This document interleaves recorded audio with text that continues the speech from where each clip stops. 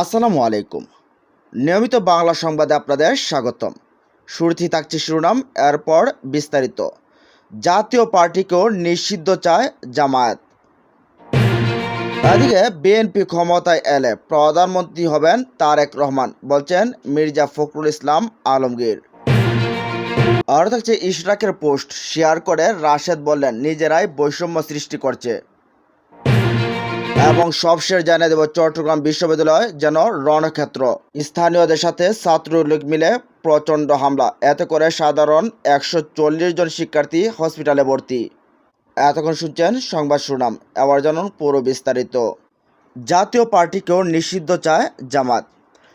আওয়ামী লীগের মতো জাতীয় পার্টিকেও নিষিদ্ধ চায় বাংলাদেশ জামায়াত ইসলামী। রোববার 31 আগস্ট প্রধান উপদেষ্টা ডক্টর মোহাম্মদ ইউনূসের সঙ্গে বৈঠক শেষে সাংবাদিকদের কথা বলেন জামায়াতের নায়েবে আমির ও সাবেক এমপি ডক্টর সৈয়দ আবদুল্লাহ মোহাম্মদ তাহের। বলেন, জাতীয় পার্টির ব্যাপারে সুস্পষ্ট করে বলেছি, ফ্যাসিবাদী আওয়ামী লীগের কার্যক্রম যেভাবে নিষিদ্ধ করা হয়েছে তেমনইভাবে জাতীয় পার্টিকেও নিষিদ্ধ করা যেতে পারে। মোহাম্মদ তাহের বলেন, গণ অধিকার পরিষদের সভাপতি নুরুল হক নূরের উপর যেভাবে হামলা হয়েছে তা শুধু ন্যাক্কারজনক বা দুঃখজনক বলেই শেষ হয় না। এ হামলার পেছনে গভীর ষড়যন্ত্র রয়েছে। এর সঙ্গে যারা জড়িত তাদের শনাক্ত করে কঠোর ব্যবস্থা নিতে হবে, একথা আমরা প্রধান উপদেষ্টাকে জানিয়েছি। তিনি আরও বলেন, আওয়ামী লীগের সহযোগী হিসেবে কাজ করেছে জাতীয় পার্টি, সুতরাং আওয়ামী লীগের ব্যাপারে যেমন সিদ্ধান্ত নেওয়া হয়েছে জাতীয় পার্টির ক্ষেত্রেও সেরকম সিদ্ধান্ত নেওয়া যেতে পারে, একথা আমরাও প্রধান উপদেষ্টাকে জানিয়েছি।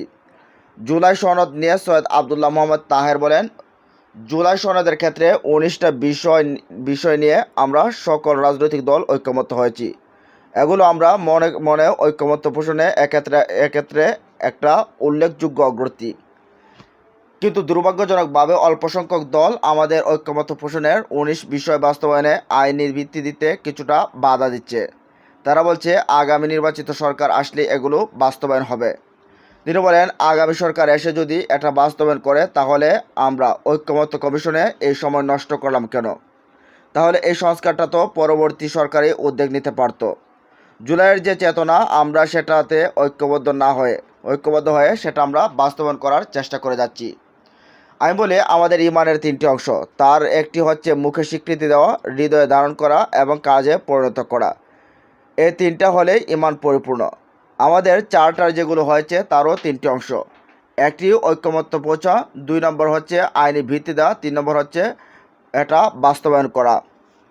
তারা আরও বলেন, এখন পর্যন্ত আমরা যেসব বিষয়ে ঐক্যমতে পৌঁছেছি সেগুলোর আইনি ভিত্তি দিতে 2-1টি দল বাধা দিচ্ছে, তারা একমত হচ্ছে না। আমরা স্পষ্ট বলে আসছি, জুলাই বিপ্লবের পর আমরা আরও অনেক পরিবর্তন চেয়েছিলাম, কিন্তু সেটা হয় নাই। কমপক্ষে ন্যূনতম সংস্কারের যে জায়গাটি, সেটা প্রধান উপদেষ্টার ওয়াদা, সেটা যেন অবশ্যই আইনি ভিত্তির মাধ্যমে এখনই কার্যকর করা হয়।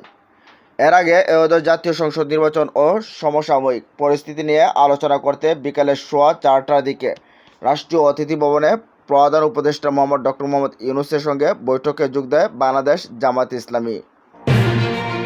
এদিকে বিএনপির মহাসচিব মির্জা ফখরুল ইসলাম আলমগীর বলছেন, দলের প্রস্তাবিত 31 দফার মাধ্যমেই দেশের সামগ্রিক উন্নয়ন নিশ্চিত হবে। তিনি বলেন, বিএনপি সরকার গঠন করলে আগামীর প্রধানমন্ত্রী হবেন তারেক রহমান। রোববার 31 আগস্ট বিএনপির 47তম প্রতিষ্ঠাবার্ষিকী উপলক্ষে ইঞ্জিনিয়ার্স ইনস্টিটিউট মিলনায়তনে বিএনপির প্রতিষ্ঠাতা উদ্দেশ্যে তাৎপর্য শীর্ষক আলোচনা সভায় কথা বলেন তিনি। মির্জা ফখরুল বলেন, বিএনপি সরকার গঠন করলে প্রধানমন্ত্রী হবেন তারেক রহমান, আর বিএনপি একমাত্র দল যারা বাংলাদেশকে রক্ষা করতে পারে। দলের প্রস্তাবিত 31 দফা সংস্কার বাস্তবায়ন করা গেলে দেশের রাজনৈতিক ও অর্থনৈতিক কাঠামোয় আমূল পরিবর্তন আনা সম্ভব হবে বলে জানান তিনি। অনুষ্ঠানে দলের স্থায়ী কমিটির সদস্য মেজর হাফিজ উদ্দিন বলেন, নির্বাচন বিঘ্নিত করে বাংলাদেশকে গণতন্ত্র থেকে দূরে সরিয়ে রাখার জন্য দেশীয় ও আন্তর্জাতিক পর্যায়ে চূড়ান্ত ষড়যন্ত্র হচ্ছে। একটি নির্দিষ্ট দলকে বিএনপি ভোটে সাহায্য করলেও তারা আমাদের স্বাধীনতাকে ভুল মনে করে, এরা দেশীয় ষড়যন্ত্রকারী। ভারত আওয়ামী লীগকে ফেরাতে চেষ্টা চালাচ্ছে জানিয়ে তিনি আরও বলেন, ভারতের লোকসভায় শেখ হাসিনার গুণগান করে তাকে আবারও ক্ষমতায় ফেরানোর অপচেষ্টা চলছে। দলের স্থায়ী কমিটির আরেক সদস্য বেগম সেলিমা রহমান বলেন, দেশের কঠিন সময় আজকে বিএনপির জন্মদিনে দলের সব নেতাকর্মীকে ঐক্যবদ্ধ থাকতে হবে। পিআর পদ্ধতির মাধ্যমে কিছু রাজনৈতিক দল নির্বাচন বানচালের চেষ্টা করছে বলেও অভিযোগ করেন তিনি। এ সময় দলের স্থায়ী কমিটির সদস্য আমির খসরু মাহমুদ চৌধুরী বলেন, জাতিকে ঐক্যবদ্ধ করা সম্ভব হয়েছিল জাতীয়তাবাদ পতাকার মাধ্যমে। গণতন্ত্র রক্ষার পাশাপাশি শিক্ষা ও স্বাস্থ্য খাতে বিএনপির হাত ধরে বিপ্লব আসবে বলেও আশাবাদ ব্যক্ত করেন তিনি। এদিকে ইশরাকের পোস্ট শেয়ার করে রাশেদ বলেন, নিজেরাই বৈষম্যের সৃষ্টি করছে। বিএনপি নেতা ইশরাক হোসেনের ফেসবুক পোস্ট শেয়ার করে বলছেন, গণ অধিকার পরিষদ সাধারণ সম্পাদক বলছেন, নিজেরাই বৈষম্যর সৃষ্টি করছেন। রোববার 31শে আগস্ট বিকেলে 5টা 42 মিনিটে শেয়ার করা ওই পোস্টে রাশেদ খান লিখেন, এই সরকার নিজেরাই বৈষম্য সৃষ্টি করছে। সর্বদলীয় বৈঠক না করে 3টি দলকে নিয়ে বৈঠকে ডেকে বাকিদের সঙ্গে অন্যায় করছে। এদিকে ইশরাক হোসেন তার ফেসবুকে লিখেছিলেন, হত্যার উদ্দেশ্যে হামলা করে রক্তাক্ত করা হলো গণ অধিকার পরিষদের সভাপতি নূর হক নূরকে, আর সরকার এই দলকে আলোচনার জন্য আহ্বান জানালো না। তিনি আরও লিখেছেন, 2000 বছরের অধিক সময় পরেও এই উপমহাদেশের সম্পর্কে আলেকজান্ডার দ্য গ্রেটের বিখ্যাত উক্তি এখনও প্রযোজ্য রয়েছে, রিয়েলিটি সিলোকাসাস, what a strength country this is. Chittagong বিশ্ববিদ্যালয়ে যৌথ বাহিনী মোতায়েন, স্থানীয় ও ছাত্রলীগের হামলায় 140 জনের অধিক শিক্ষার্থী আহত। চট্টগ্রাম বিশ্ববিদ্যালয়ে 24 শিক্ষার্থীদের সঙ্গে স্থানীয় বাসিন্দাদের সংঘর্ষের ঘটনায় যৌথ বাহিনী মোতায়েন করা হয়েছে। রোববার 31 আগস্ট স্থানীয়দের মধ্যে দফায় দফায় সংঘর্ষ শেষে বিকেল 4টার দিকে ঘটনাস্থলে আসেন র্যাব, পুলিশ ও সেনাবাহিনীর সদস্যরা। এ সময় ক্যাম্পাসের আশেপাশে যৌথ বাহিনীর অন্তত 10টি গাড়ি প্রবেশ করতে দেখা গেছে। এর আগে সংঘাতের জেরে চট্টগ্রাম বিশ্ববিদ্যালয় ও এর আশেপাশে এলাকায় আগামীকাল রাত 12টা পর্যন্ত 144 ধারা জারি।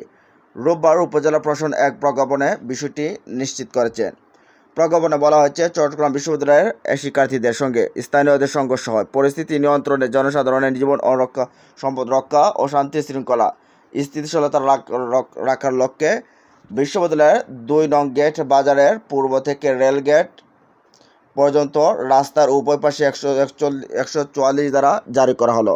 এ অবস্থায় রোববার দুপুর 2টা থেকে সোমবার 1 সেপ্টেম্বর রাত 12টা পর্যন্ত থাকবে। এ সময় এসব এলাকায় সভা সমাবেশ, বিক্ষোভ, গণমিছিল, জমায়েত ও বিস্ফোরক দ্রব্য, আগ্নেয়াস্ত্র ও সকল প্রকার দেশীয় অস্ত্র বহন করা নিষিদ্ধ করা হলো।